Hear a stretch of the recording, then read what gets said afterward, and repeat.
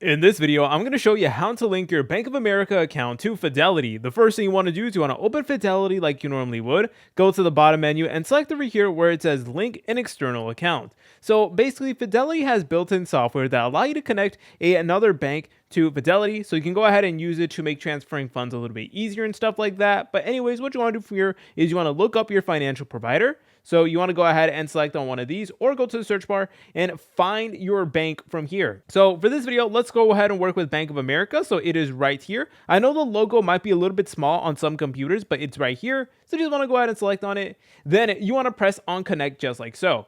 So whenever you click on connect, it is going to prompt you to the Bank of America website in order to log in. After entering your credentials, you will be directed back to this page to finish adding your account.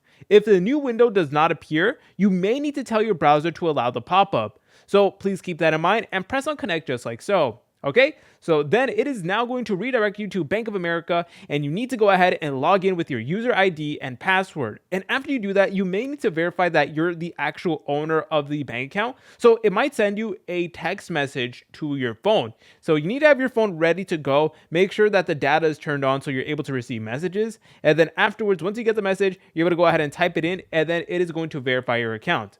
And then like that is going to connect your Bank of America account over onto Fidelity, and it will just make everything significantly easier. If you guys found this video helpful, make sure to leave a like and subscribe. I'll see you in the next tutorial.